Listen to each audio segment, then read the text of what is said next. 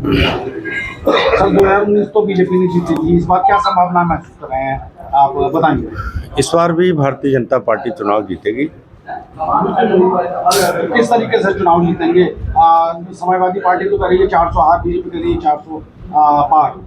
देखिए, समाजवादी पार्टी क्या कह रही है इस पर मैं कोई बात नहीं कहूँगा, लेकिन मैं ये ज़रूर जानता हूँ ये चुनाव देश के प्रधानमंत्री आदरणीय नरेंद्र मोदी जी के नेतृत्व में लड़ा जा रहा है और जनता जनार्दन का, आम गरीब आदमी का उनके प्रति भरोसा है।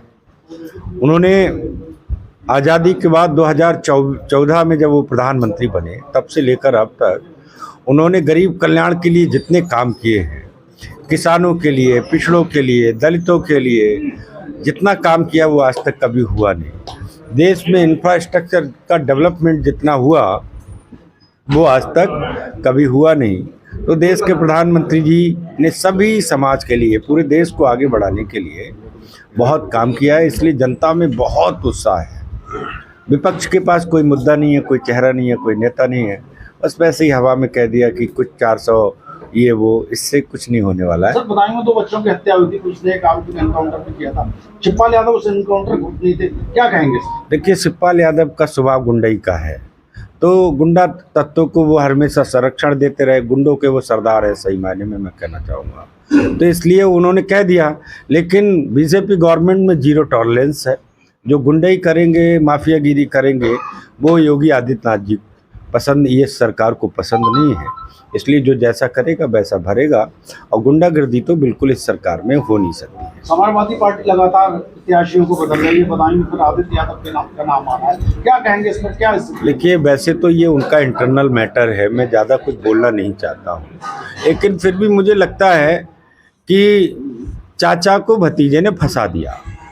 चाचा पंजे से निकलना चाह रहे और भतीजा और ज़्यादा पंजे को टाइट कर रहा है। बोले चाचा छोड़ूंगा नहीं, यहीं लड़ना।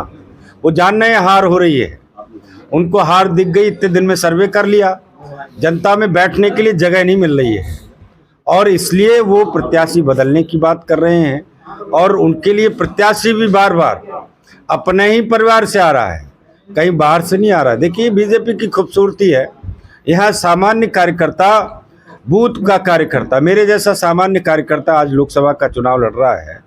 मध्य प्रदेश में मोहन यादव जैसा सामान्य कार्यकर्ता, बूथ पर काम करने वाला, मेरे सीनियर थे विद्यार्थी परिषद में मोहन यादव, आज उत्तर प्रदेश के बाद 2nd नंबर का देश का सबसे बड़ा राज्य है, वो मध्य प्रदेश है, उसके मुख्यमंत्री बना दिए पार्टी ने।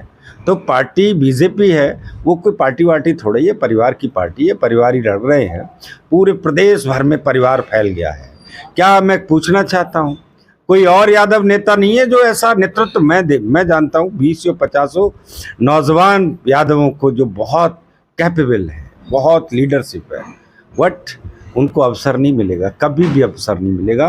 वो वहीं की वहीं घिसते रहेंगे। इसलिए उनकी आपस की परिवार की लड़ाई है, और परिवार में आप जानते हैं पहले चाचा ने भतीजे का मैच छीन लिया, फिर बीच में और हो गया। तो कुल मिला के उनका मैटर है, उसमें 2 ही बातें हैं, एक तो चाचा भतीजे की लड़ाई, दूसरा यहाँ की हार भी उनको सुनिश्चित दिख रही है।